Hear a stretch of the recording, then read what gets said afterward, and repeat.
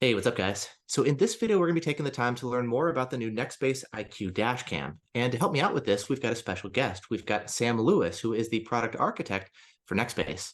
How's it going, Sam? Yeah, good, thank you. Great to Good. be here. Yeah, so maybe to get things started, can you tell me a little bit more about yourself, about the IQ, and then also your role in creating the Dashcam? Absolutely. So, I mean, I've been with Nextbase now for about 6 years, and in that time, we've grown massively as a company. But what that also means is I was here right from the very first idea about IQ. It's changed a lot over the years. It originally started as an add-on module for our existing cameras, but we quickly realized that there's a lot of additional functionality you need to add in to make a proper 4G product offering. All of the radar for making sure you remotely wake up at the right time, and there's a lot that goes into it that meant we had to completely change what the product was 2 or 3 times throughout the development cycle. Yeah, it sounds like it's been definitely like a work in progress. Can you tell me a little bit, kind of like the thought behind that development process and what it's ultimately turned into? I think one of the main problems we have with dash cams at the moment is you only really find out that something's happened by the time you get back to your car. So you come back from the supermarket or something like that and you find someone's crashed into me, someone's smashed a window and stolen something. And what we really wanted to do is bring the smart home into the car. Our homes have got smarter so often over the last couple of years, but car technologies really stay quite stagnant. And I think with IQ, what we're doing is adding a security system into your car. So whatever happens, you get notified, it's backed up to the cloud, it's all nice and secure. Okay, that makes sense. Yeah. So I guess starting off, I'm kind of curious about like the video quality. I know there's like a couple different models. So like, 4K model, 2K, 1080p. Can you tell me a little bit more about kind of like the video quality of the dash cam, different sensors that you're using, et cetera? So, I mean, video quality is one of the most important things for us at Nextbase. It's what we hang our hat on and try and say we're better than everybody else in terms of image quality. And I think what really goes into that is all the tuning and testing. A lot of people just take an off the shelf SoC, take an off the shelf sensor, integrate it together with the firmware that's provided by the vendor, and then there you go, there's a product. We take a slightly different approach where we really test every different sensor against most different SoCs, particularly from the vendors we like and the ones that have the capabilities we want. And then we iterate on that process over a long period of time until we find the right combination of sensor, SoC, and more importantly, the tuning that goes into the firmware to make it good.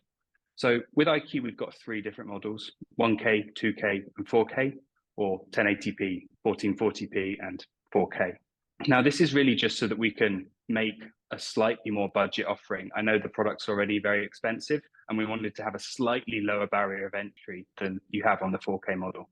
Yeah, I've noticed like the tuning that you mentioned is a big deal. Like you can have multiple dash cams that use the exact same image sensors, for example, but the tuning can radically change their performance, the look of the image, the quality, low light Yeah. sensitivity. So it's not a matter of saying like you all use the same off-the-shelf components, you get the similar video. That's not always true. Which, I guess, sensors have you used like for your dash cams?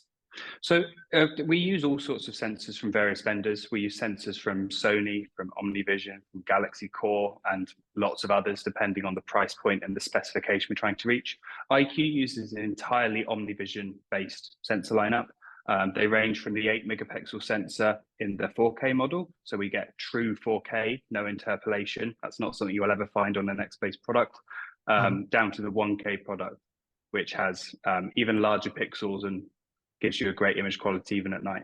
I'm more familiar with some of Sony's offerings. I've got a couple dash cams that also have OmniVision. I know you guys did use them in your previous generations. What do you like about the OmniVision and why have you gone with those for the IQ? So I think both Sony and OmniVision sensors are very much on a par, bar a few areas. I think Sony definitely has a slight edge when it comes to night vision. I mean, it's called Starviz, it's kind of in the name. But actually, when it comes down to it, as long as you're picking a sensor that's got backside illumination, like the latest generation OmniVisions, I think they call it Pure Cell, and the Sony Starviz sensors, they're actually very comparable. And the bigger difference to the image you get out of it is actually down to the tuning done in the firmware than the image sensor itself. What are some of the things that you found like with the tuning that you're able to optimize for, like better license plate capture or dynamic range, or what are the improvements there? Absolutely. So I think everybody looks at a dash cam video and they're like, oh, this looks a bit dull because they're comparing it to a GoPro or an iPhone where they're aiming for a cinematic shot, lots of Mhm. bright colors and pretty pictures. But actually, when it comes to a dash cam, none of that matters. All that really you care about is, can you see the face of the person who smashed my window? Can you read the license plate of the vehicle that just clipped me going past? And that's Mhm. really what we tune for. So it's a case of adjusting the sharpness and the other IQ parameters to make sure that you get the best license plate capture and detail capture in often very adverse environments. Yeah, I've noticed some of the trickiest situations would be like at night if you don't have a lot of light, or maybe you've got more motion blur because of the lower light, or sometimes there's tricks people do with like dynamic range. Are you or HDR capabilities? Are you doing some of that kind of stuff as well? So at the moment, we don't actually have HDR enabled on the product. It's Hmm. something we might bring in a later software offering. I have tried our IQ with HDR on and with it off. And the way HDR works, right, is you get two different length exposures, generally from different points. So you have a short exposure followed by a long exposure. And then in Hmm. bringing these together, you get all sorts of weird artifacts. Sometimes you see chromatic errors. So a fast moving object will have streaks of color around it or behind it. Hmm. Sometimes you'll see a ghost of the image. So it looks like it's like a shadow of the image, if you like. Hmm. Um, and both of those things mean that actually, yes, you get a much better picture with HDR. You can see outside the end of the tunnel or through the multi-story car park into the highlight areas. But Hmm. it actually makes it a lot harder to read something like a number plate faces. Not so much. You can still make those out pretty well because humans generally move quite slowly in comparison to vehicles. But if you've got a car going past at 60 meters, the difference in position between the first and second exposure can be several feet. And trying to combine those together in a way that keeps the sharpness is very challenging. Okay. What about also as far as like image stabilization? I know some of the previous models had that. Does the IQ also offer IS? So image stabilization is something we had on the 622, and we Hmm. kind of use that as a sort of test the market, see if this is something consumers actually want. And honestly, from the feedback we've had, very few customers end up enabling it. There are a few circumstances where it really helps. If you drive your car off road and you're going over some very bumpy terrain, then image stabilization is awesome, even if it Hmm. makes the bonnet look a bit like jelly and it's sort of wibbling in the bottom of the screen. But Yeah. again, the downsides to that is that unless you start with a much bigger image sensor, you normally end up cropping it down because you've got to compensate and move the picture. So Hmm. on our 622, for example, it takes the 4K image and then you end up with a 1440p image after it Hmm. performs the stabilization. And in general, for a dash cam, more pixels equals more details, and you're able to read license plates from further away. So in terms of the best dash cam, I don't think you really want image stabilization. That makes sense. Is that similar? Like I know the 62 also had Alexa integration, but I don't think I've seen it mentioned for the IQ. Was it just kind of like limited demand for the feature? Again, Alexa's a really cool feature. Being able to ask for the weather or to have it change the radio in your car is awesome. But the take up just wasn't what we expected in terms of it. So Hmm. we decided to go for a local voice control. So this means that whenever you speak to IQ, you say, "Hey IQ, start witness mode," or "stop recording," or anything like that. It's all processed locally on the camera. None of your voice is sent to the cloud for processing. Okay, that's cool. Yeah, I kind of like to hear sort of the behind the scenes on like how some of the features are implemented. What are some of the coolest things, I guess, maybe from your perspective that you've put into this dash cam that kind of make it interesting and unique? I mean, honestly, I think one of my favorite features in this dash cam is the radar sensors that we've got. And I guess you're interested in that too, being For sure. Vortex radar. We've been trying to integrate radar technology into our dash cam for quite a long time. But the real downside of it is you get so many false positives with the existing systems on the market. I don't know if you've tried any smart home devices that use microwave-based radar. You'll find it triggers constantly. And the one thing we are trying to avoid on this product is notification fatigue. You get so many notifications that you just stop looking at them. There are a couple of dash cams already on the market that introduce radar, but they generally use this same smart home tech where it can tell something is happening somewhere, but it doesn't know what it is, where it is, what direction it's moving.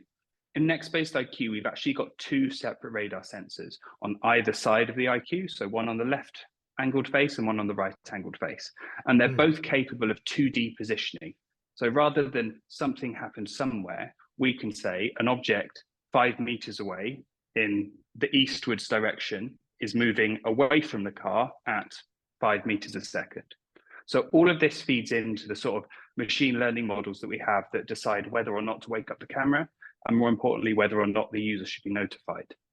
That's really smart. I've got yeah, a radar-based dash cam in my car, and the notification fatigue that you mentioned is real. It's gotten to the point where like every time I get back in the car, it tells me how many times somebody has walked past my car, how many times a car has driven past my car.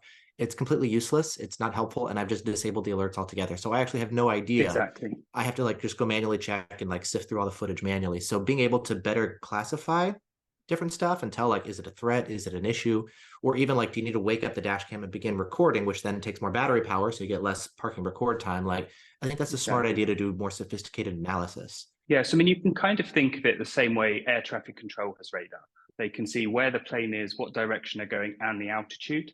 In the Mhm. dash cam, we know the difference between someone walking up to your car and staying there and just walking past. I mean, if you imagine you park in a supermarket somewhere near the entrance, you might have 100 people walk past your car. And realistically, you don't care about any of those. You Mhm. care about the one that walked up to your car, peered in the window, and then decided to smash it.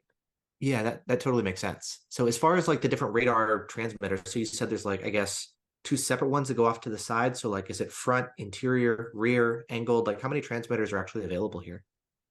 So there are two transmitters and there are Okay. four receiving antennas. So Mhm. with a one transmit, one receive based system, you're able to detect an object somewhere going at a certain velocity. So we might know that there is an object somewhere that's moving at 5 meters a second. With the Mhm. second receiving channel, you're able to specify the angle. So you know if it's coming from this direction or that direction. And Mhm. then all of that feeds into the model to decide whether to wake up or not. And then the radar that it transmits, is it only being used for parking purposes? It doesn't transmit while you're driving? That's right. So it only activates when the dash cam goes into security mode. So that's when you Okay. see a shield with a P on the screen. And then once it goes down into its lower power state, there are a couple of plans in the future to maybe enable radar while driving to augment our speed detection feature. Mhm. However, this would definitely be something that we give the user the option to disable, maybe even just be an option for the user to enable. Couple of reasons, I guess, most relevant to you is that it's probably going to interfere with radar detectors and jamming devices. Exactly. But the Mhm. other one is so many cars nowadays have got radar built in for forward collision warning and blind spot detection that Mhm. we just want zero risk of interfering with any of those safety systems. So we just took the safe option and it's only when you're parked. Makes sense. And then the radar that it transmits, is it modulated K-band radar? Yeah, so it's K-band radar. It works on the Mhm. 24 gigahertz spectrum, and it's Mhm. frequency modulated continuous Okay. wave. So Mhm. commonly known as a chirping radar, where it sends a sawtooth edge, and then it measures the Mhm. reflection and how much that distorts to to estimate the speed and distance. Makes sense. So you get not just, yeah, speed, but distance and all that kind of stuff too with FMCW.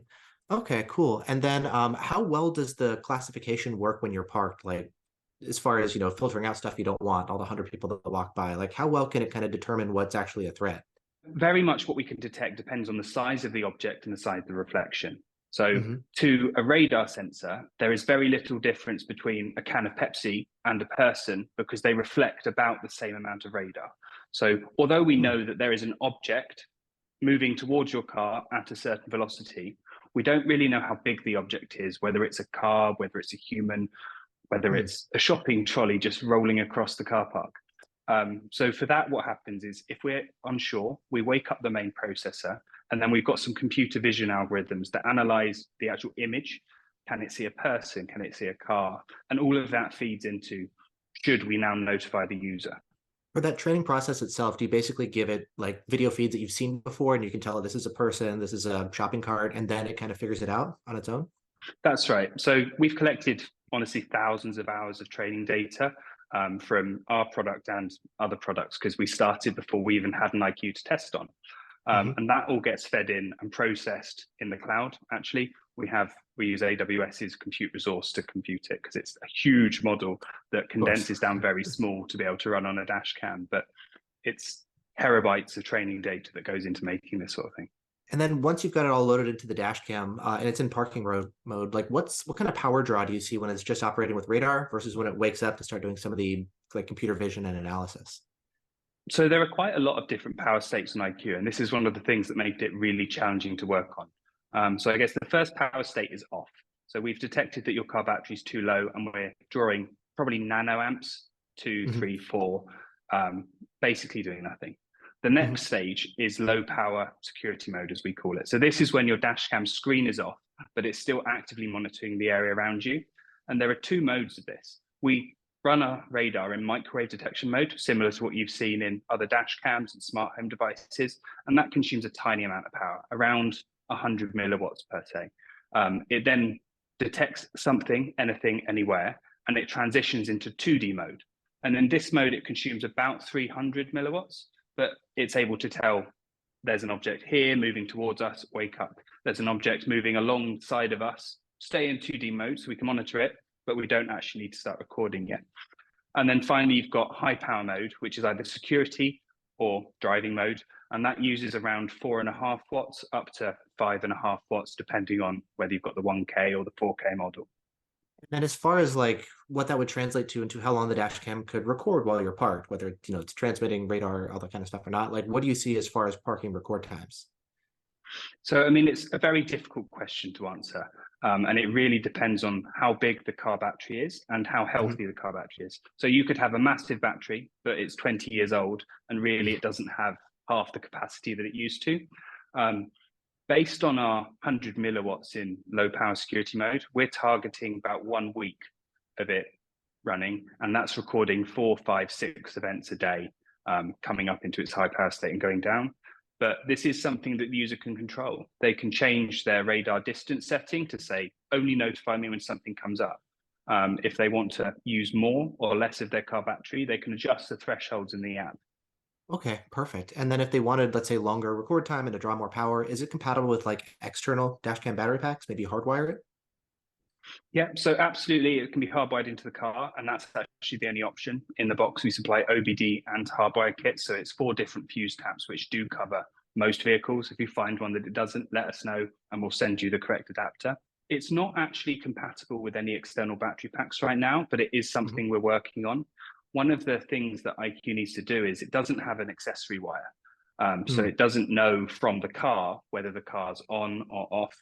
All it has is the voltage of your car battery, which it can use to Mhm. do it in combination with the accelerometer and the gyroscope for changing states. So if you only have the two wires, you can just switch between driving and parking mode without the ignition triggered wire that kind of goes on and off with the car, but instead you're just looking at the voltage levels and then like the G sensors and whatnot. We do look at both things. So in an ideal world, we'd purely use the voltage, because in an internal combustion engine car, you get a very obvious start of the engine cranking and then the alternator kicking in. Mhm. So in ICE cars, we can turn on and off with the car very reliably. Now, the challenge comes when you try and do something with electric vehicles, who either put out a regulated voltage that's just flat and steady no matter what the car's doing, or even it will decide to charge the car battery while the car is charging at night in your garage. So we get false triggers from that sort of scenario. Mm. So we use both that voltage for a fast trigger, as well as a couple of models we built around IMU data. So similar to how your phone can tell if you're walking, going upstairs, or running, we can detect whether you're driving or stationary, or if people are even moving about in the car. That's pretty cool. I've noticed even with like, gas engine cars, if you got a start stop system that, get a red light, you get a voltage drop because you're switching to battery, even that could be a potential issue. So it's not always super straightforward with how this stuff is implemented. No, and that's one of the reasons that we combine both of those sensors. So, for instance, we wake up very quickly if we detect an alternator starting or the engine cranking. But then, Mhm. if there's still movement happening in the car, we'll remain in driving mode. So you can stop at traffic lights, and hopefully, it won't transition into modes. But if it does, it will start up again as soon as you start moving. Okay, smart. Yeah. And then I've also noticed something I really like is when the dash cam it is parked, you still have the ability to tap into it remotely with the cloud capabilities, which usually when it goes into like a low power parking state, I know other dash cams will just shut off altogether the cloud stuff so you can't access it. But yours, you can still like wake up the dash cam remotely and start accessing it, correct?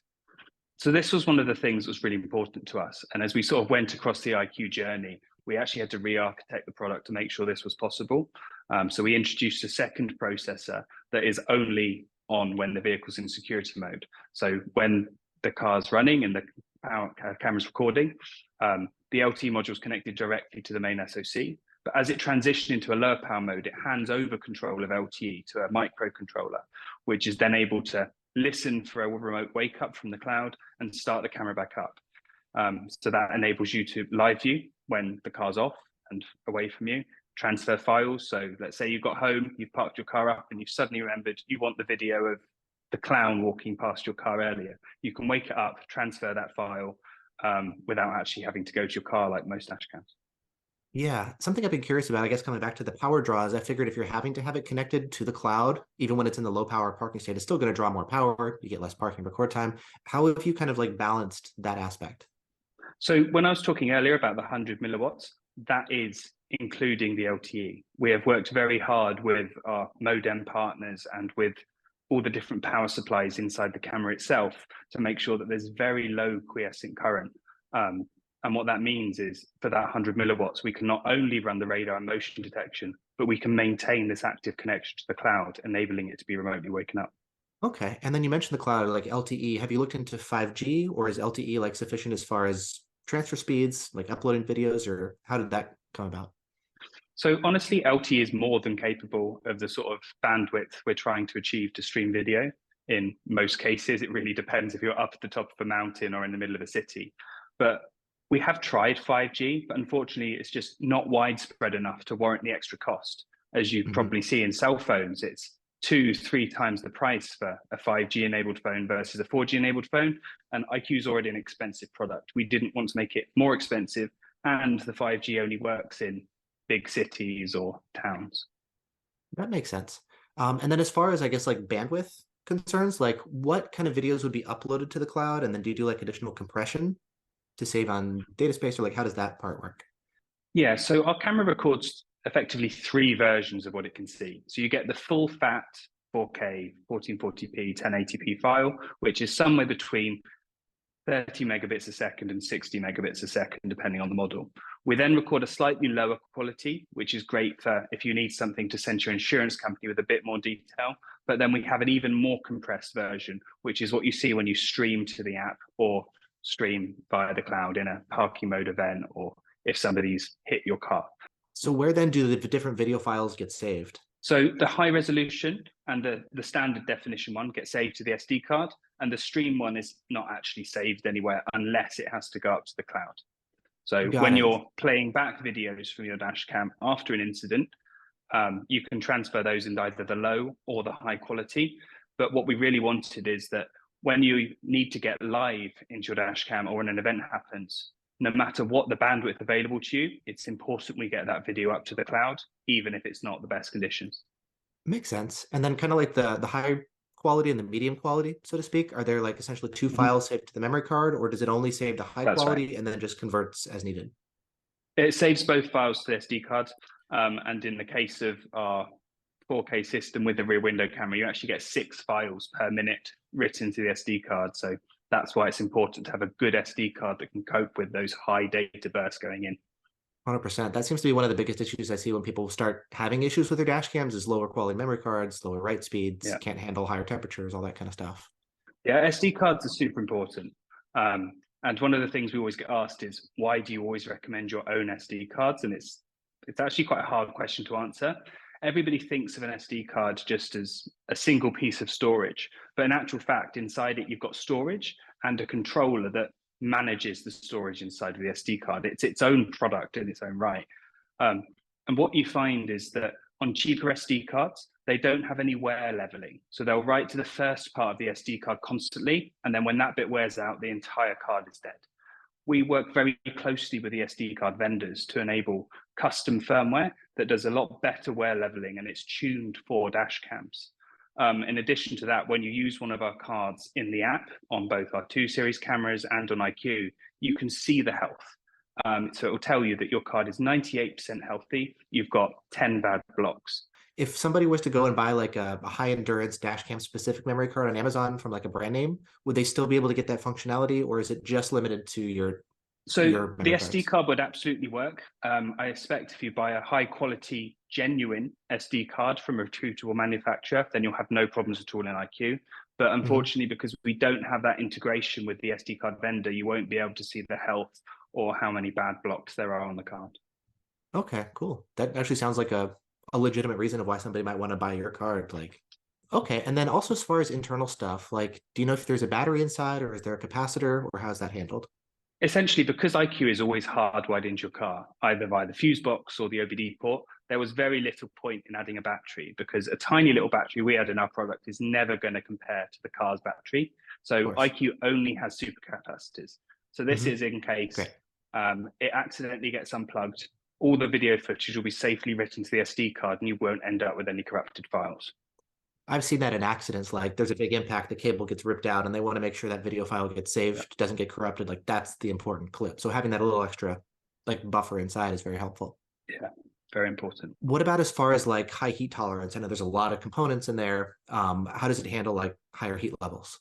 So one of the reasons IQ is quite so large as it is, and if you were to actually feel one, it's incredibly heavy product. That's because there's a lot of heat sinks. We Hmm. did initial thermal simulations before we ever had an IQ, and then we've since tested them in ovens right the way up to a 70-degree ambient temperature, and even gone as far as taking it to Death Valley over in the US. Hmm. Luckily, we were able to find plenty of cold places here in the UK, so that was easy.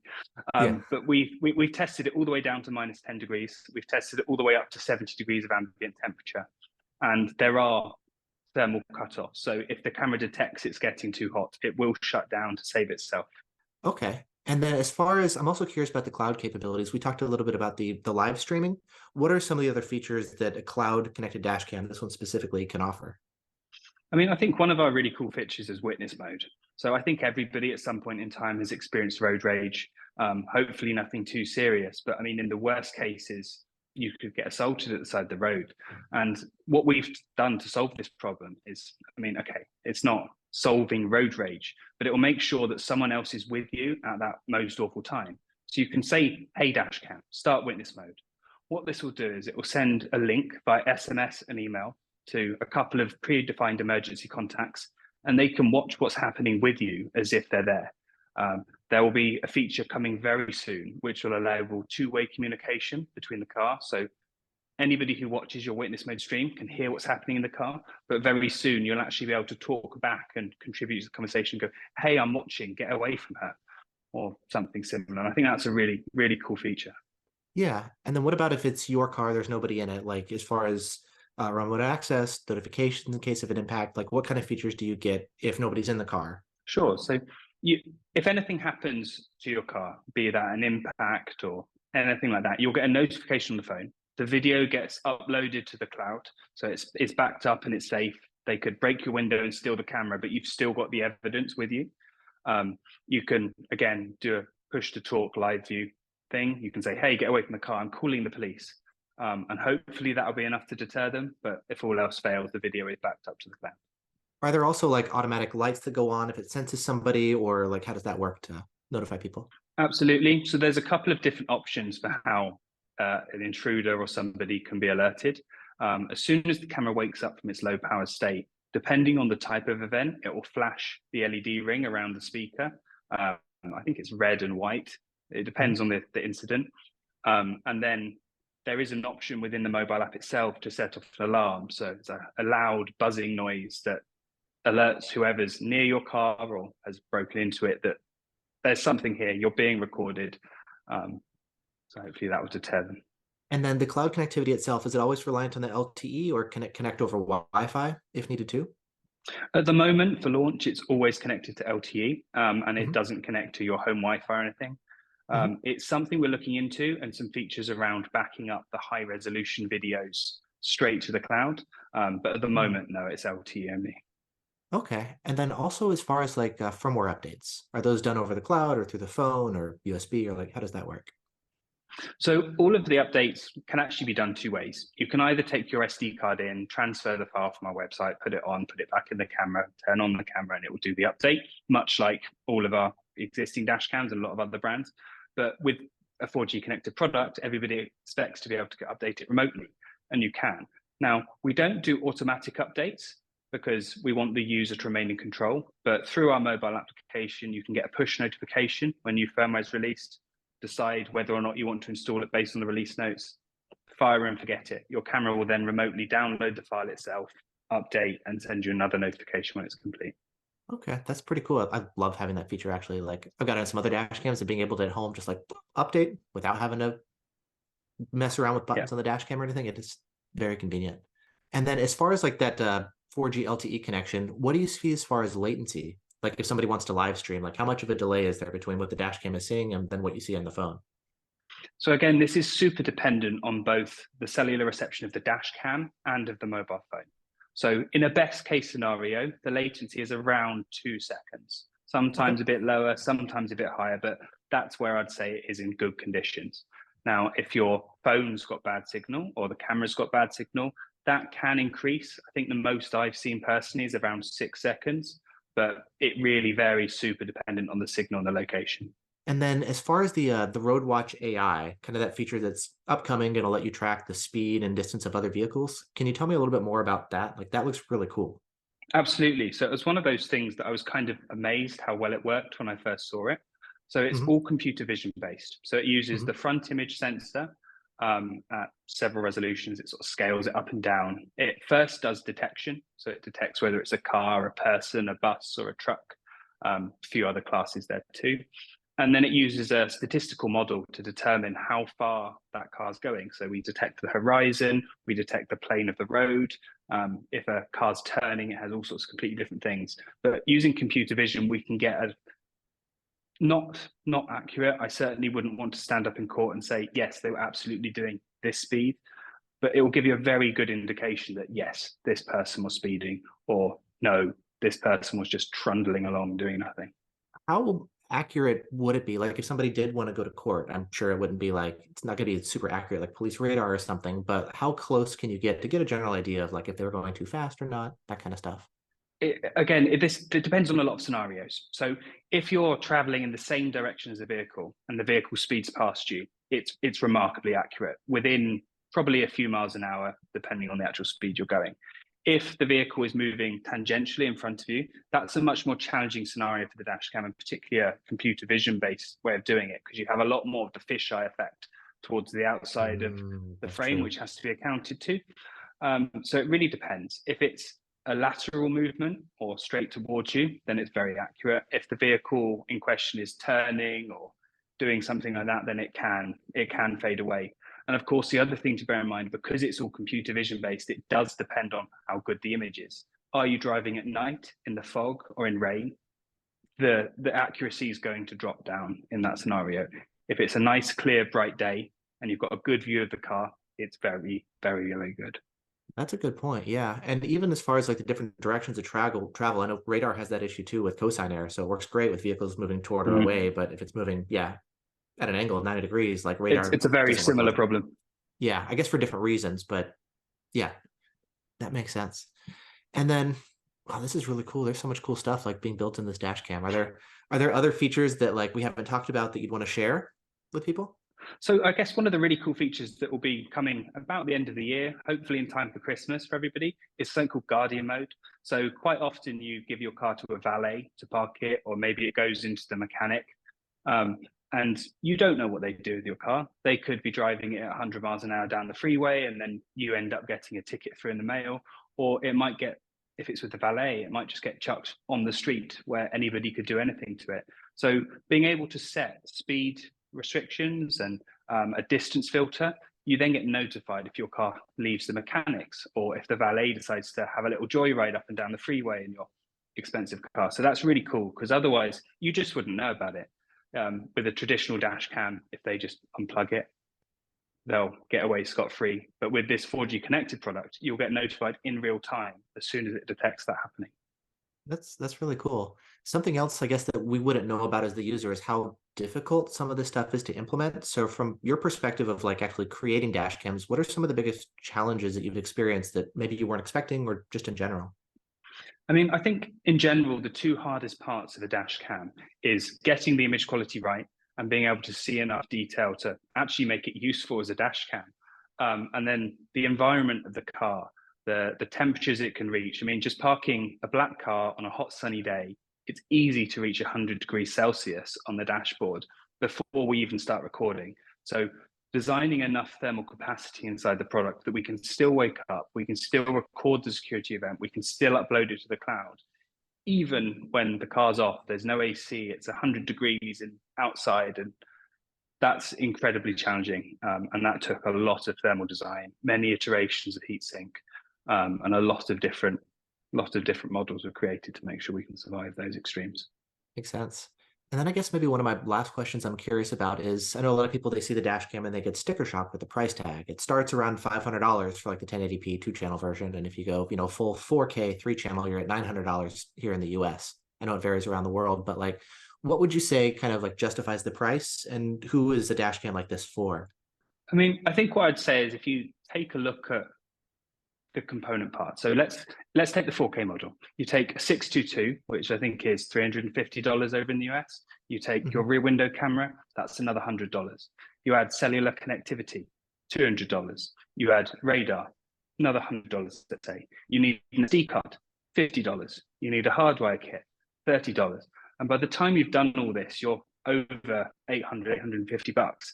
And this doesn't even include all the extra improvements that we've thrown in. So it's like a better GPS and the computer vision processor compared to a 622. It's 3 times the price.